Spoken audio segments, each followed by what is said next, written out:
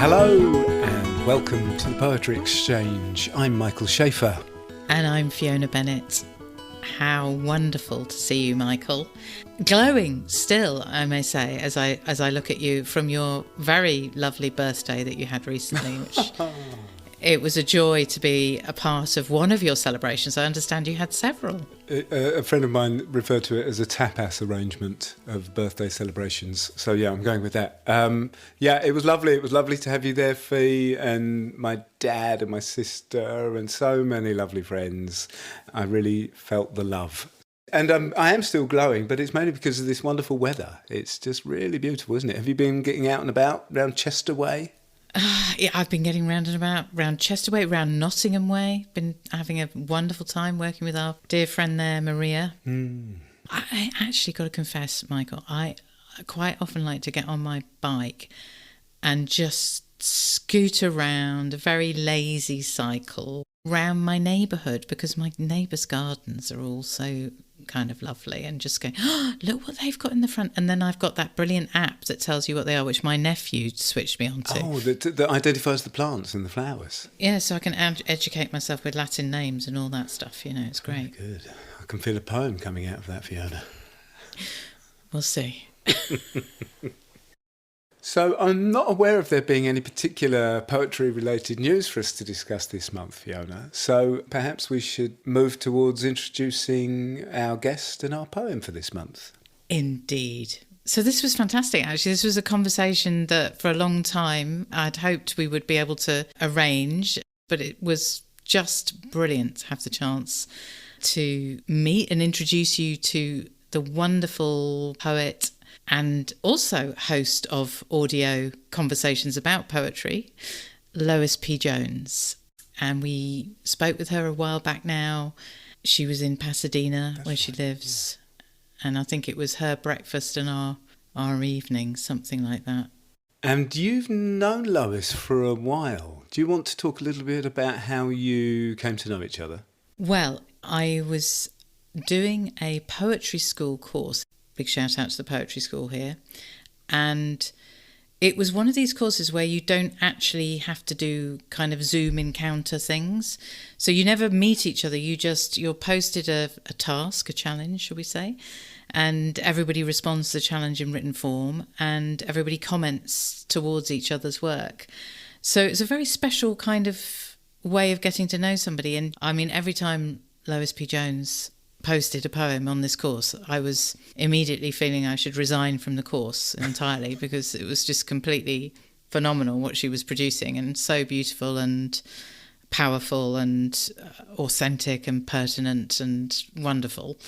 And not only her poems but also her commentary on poems. And then of course I realised that she did something similar to us. That's right, yeah. Lois is a kind of regular contributor to the Poets Cafe, which is a KPFK radio show. Yeah, she's a bit of a polymath, a bit like you, Fiona. She's a poet and an editor, and she, contributes to the Poets Cafe. We will put Lois's website in our description so you can go and find out more about her there. But just one highlight to tell you about, this is a recent achievement. Lois won the 2023 Alpine Fellowship, which I'm reading this year takes place in Sweden, Fiona. So that's very exciting. But I think it's time we got into the conversation. So you're going to be hearing myself and Fiona talking about What Survives by Rainer Maria Rilke, the poem that's been a friend to Lois. Okay, you'll have to recite it in French as well. And German? Oh no, this was written originally in French. Oh, okay. Was it? How interesting. Okay. Well, I'll tell you what, Lois, do you want to kick it off by just giving it a read for us? Who says that all must vanish? Who knows? Perhaps the flight of the bird you wound remains. And perhaps flowers survive our caresses in their ground. It isn't the gesture that lasts, but it dresses you again in gold armor from breast to knees. and the battle was so pure. An angel wears it after you. Fantastic. Thank you. Very beautifully read, Lois. Thank you. Yeah. Thank you. It's a slight different translation than what you may have had as well. And I've come across that a number of times. I have asked native French speakers, translators, to look at this poem and tell me exactly what it means. And everyone has different interpretations. And, translators get very passionate about the meanings of various words and phrases. And I couldn't really get agreement on it. But in some ways, I liked the idea that we're still struggling with the meaning. I came across it originally somewhere online. And then just maybe 5 years ago, I was reading this book called Letters to Merlin, who was his last lover, and visited him at Museau, where he spent his last 6 years of his life. And I was reading these letters, and suddenly, here's the poem. And he'd written it to her because she was madly in love with him, and he was always kind of like Cancer the Crab, a little bit to the side of things. He didn't directly want a relationship, but he didn't want to marry her. He didn't want to commit. He wanted his space. And so it may have been a way of his trying to comfort her in some way. I don't know. But for me, what is important to me and what has become more important to me is the idea of what continues on, what survives, what stays after we go. So I love this idea of the way he begins, who says that all must vanish? Who knows, perhaps the flight of the bird you wound remains. So the bird has been wounded, but the flight remains. How beautiful is that? And then perhaps flowers survive our caresses in their ground. So here you have flowers who are they're tremulous in the world. They're very fragile. And so to caress something that is so fragile, and yet it survives our touch. It survives what effect we create on it. And this can be the metaphor for humans too. So you see, I've extended out the meaning for myself in different ways. So then he kind of contradicts himself. It isn't the gesture that lasts, but it dresses you again in gold armor from breast to knees. So again, there's this idea that whatever continues, this is my interpretation, can have many forms. So even a negative, where you would have the wounded bird or the caressed flower, can transform again into something beautiful. You are now dressed in gold armor from breast to knees. And then he speaks of the battle. So what is the battle? Who knows what the battle is? But the battle to me is our existence in this world as spiritual beings. So that's what I've taken away from it. And so this battle was so pure, an angel wears it after you. Rilke loves angels, so he's going to plant an angel wherever he can. And if you've read anything of his, you know that he was all about experiencing the multi-universe, and everything that could possibly be perceived out there, from the real world to seances, he was into it. Wow. Yes, thank you so much for taking us through the poem. I think it's, someone said a good poem is a mystery you can trust. And so even though I don't know every meaning, I trust what's underneath the poem. And it's not one of his better known poems for obvious reasons. I mean, people read it and went, wow, what does that mean? Exactly. What is he talking about there? And I thought, oh, why don't I just, choose another poem? But I have to say that this has been my friend. And more I'm writing about this idea of what happens in the universe that we can't see, what happens in the spiritual plane, what is left behind when we go. So that's about as philosophical as I can get. No, that's great. But this is so interesting in this poem. It isn't the gesture.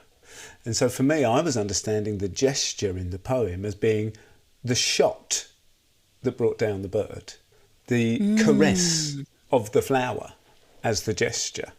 That's not the thing that we remember here or that lasts. And then this second stanza, it makes me think of that idea that we're spiritual beings on a human journey. It kind of made me think of that. It's interesting, the gold armour. Gold is a very soft metal. It's a terrible metal to choose as armour. That might be something that you might wear in a ceremonial way almost. And I suppose that does kind of point to like an idealised thing or something that's something that is more spiritual, I suppose. Yeah, may an angel wear it. I love that idea. Yeah. And also your attention to gesture as a word.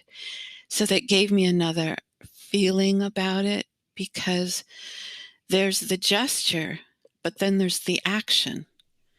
And then there's the effect, right? Yeah. So gesture almost brings it back to the intention rather than the act, if that makes sense. Yeah. When was Rilke writing? When would he have written? So this was towards the end of his life? This was written, actually have the date, it's 30 August 1920. Right. Okay. Well, it's the time when he wrote the letter, so he probably wrote it somewhere around there. And he lived another 6 years. So he was in his 40s when he wrote that. He probably wasn't thinking much about death at that point. Well, I should say he probably always was thinking about death, but not his own physical demise.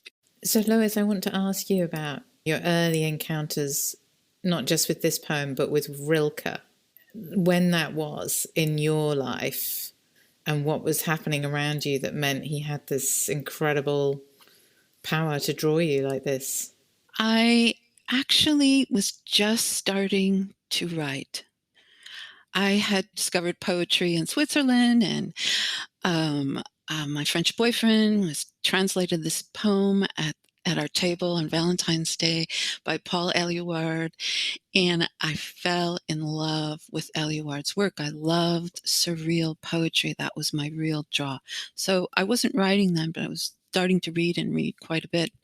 Then I met this lovely fellow at work one day, and I said, I've just started writing, and we got into conversation, and he said, well, do you know about Rilke? And I said, no, I don't. And he said, oh, well, you must read Letters to a Young Poet. And that's actually kind of the starting point for almost everybody that I know that are familiar with his work have read Letters to a Young Poet because of its universal appeal. It speaks to the artist, and it spoke to me. And I thought, who is this? The voice was so intimate and so luminous.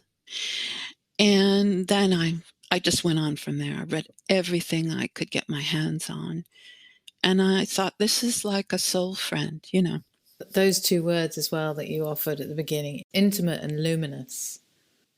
And that combination is very, I was going to say seductive. The kind of tenderness and the kind of close-up of intimate, whilst at the same time going out to the universe and beyond. That's powerful stuff, isn't it?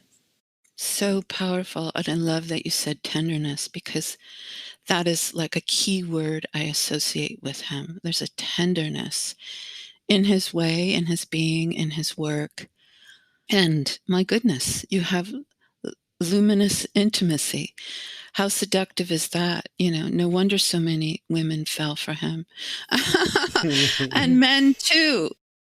I wanted to ask a bit more about the draw of surreal poetry and the draw of this particular poet. Is that like, there's nowhere else I can get this? There are just no other Rilkes, just like there are no other Lorcas.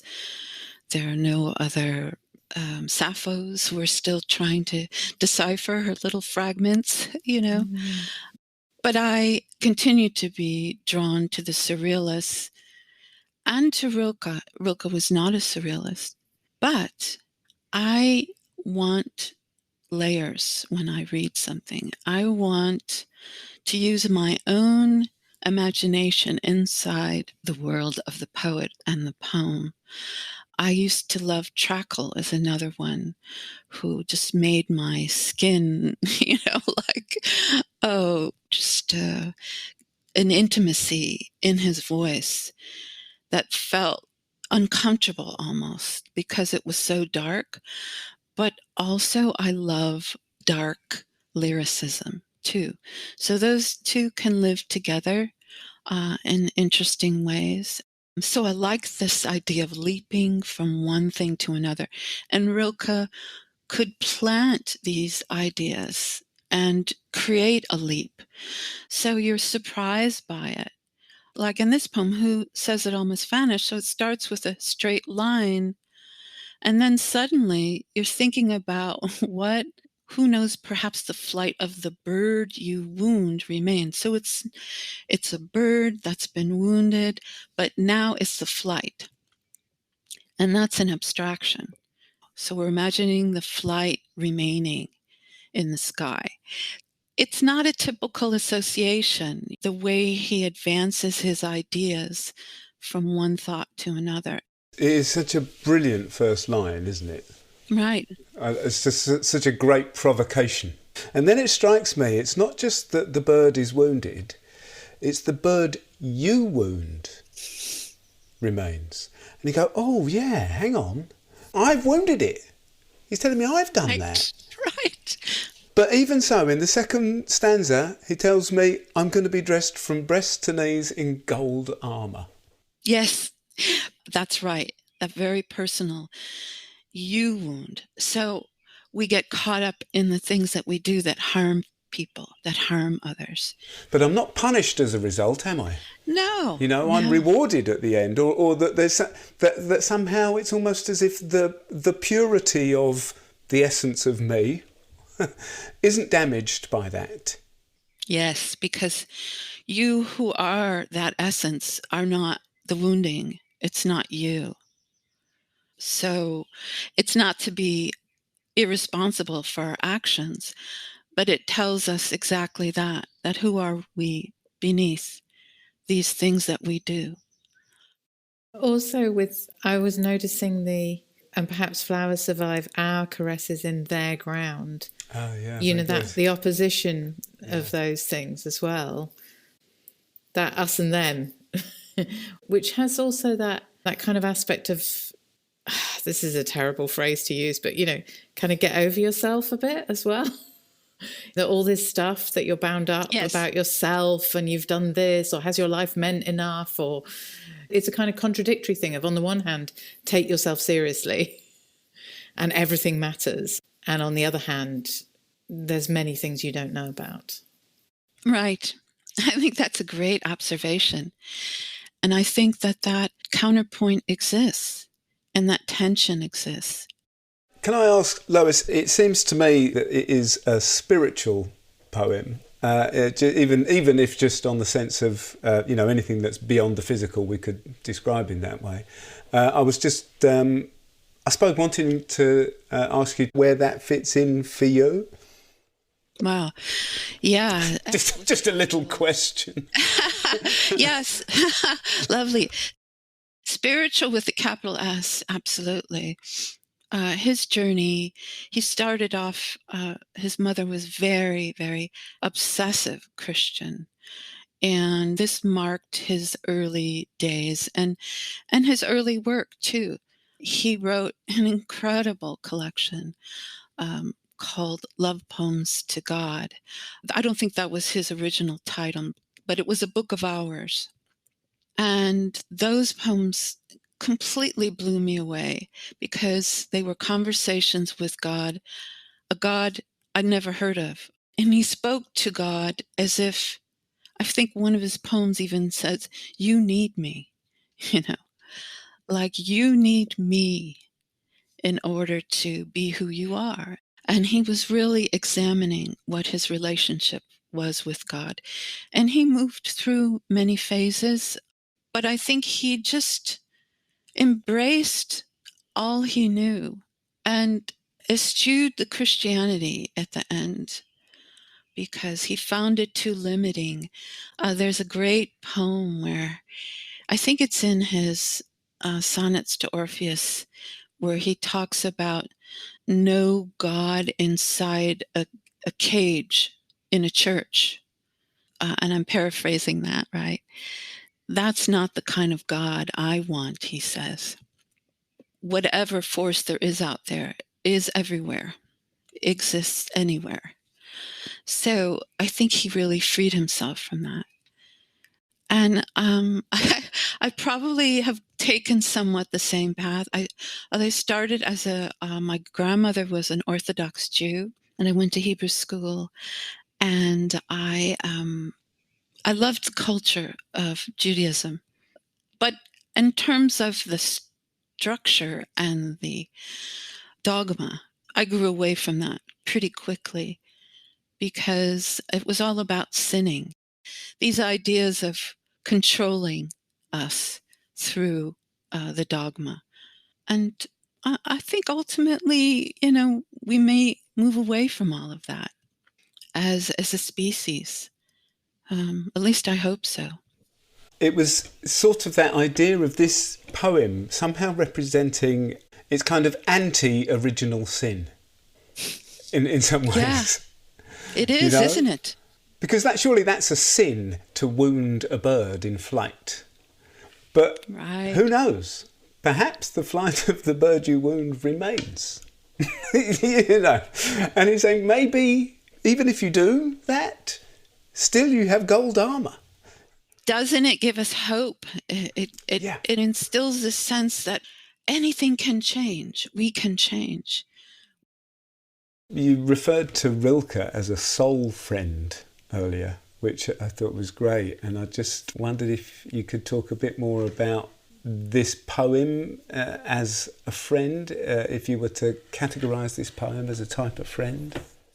Because it tells me that everything does not stop where life ends. For me, it's the ultimate idea of the continuation of the soul, I have to say. I mean, that is how I embody that poem, even though it has all these other gestures and meanings and everything within it. For me, it says that it's always about what has been created, what you have created, and how things can transform and transcend and continue to be and continue to grow. So I find this poem as a friend when I get too serious about life. And I think, or even in when I've lost somebody very dear to me, who says that all must vanish. So my dear friend is still there. He's somewhere out there.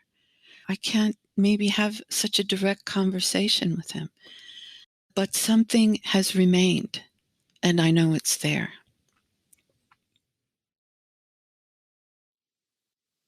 Qui te dit que tu disparaisses, de l'oiseau que tu blesses, qui sait s'il ne reste le vol?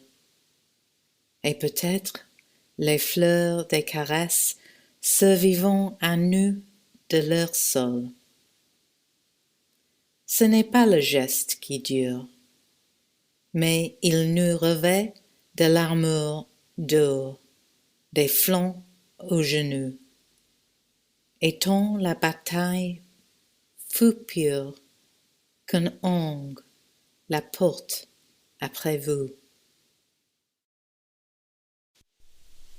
Who says that all must vanish? Who knows? Perhaps the flight of the bird you wound remains. And perhaps flowers survive our caresses in their ground. It isn't the gesture that lasts, But it dresses you again in gold armour from breast to knees, and the battle was so pure that an angel wears it after you.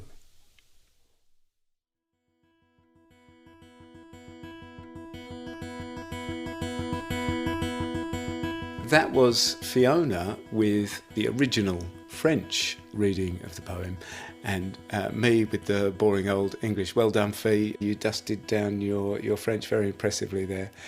Our thanks, of course, to Lois for the conversation and for allowing us to use it on the podcast. And indeed to Graywolf Press for allowing us to feature the poem.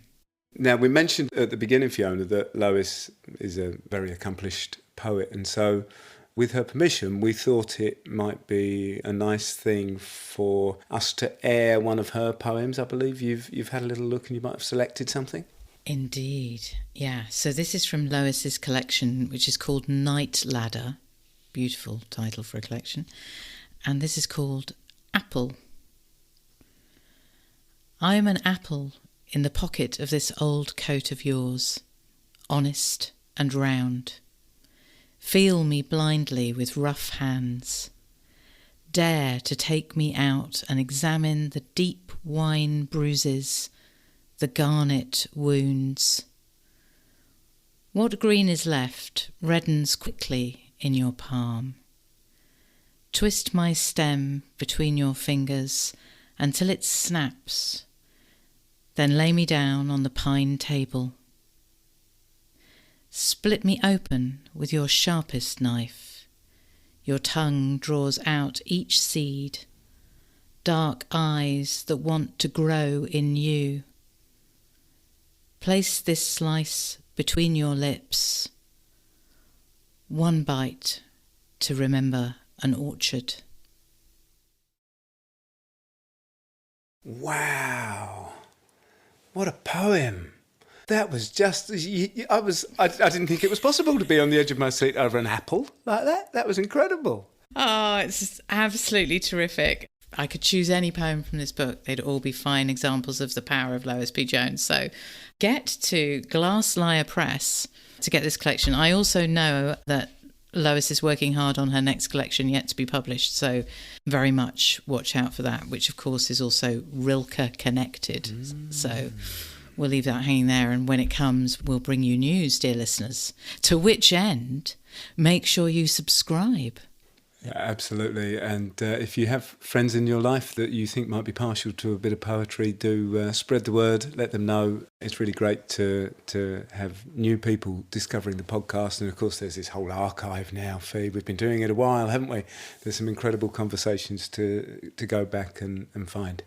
We should also, Michael, send a huge congratulations, if you haven't yet heard the news, that this very month, Patterson Joseph has been awarded the Royal Society of Literature Christopher Bland Prize for his phenomenal piece of work, The Secret Diaries of Charles Ignatius Sancho.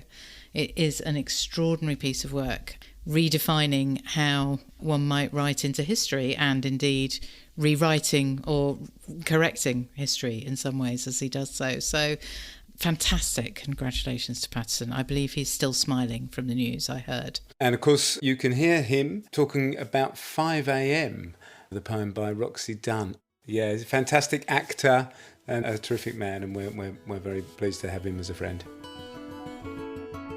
That's all we've got time for this month. We'll be back with you next month with more Poems as Friends. Thank you for listening.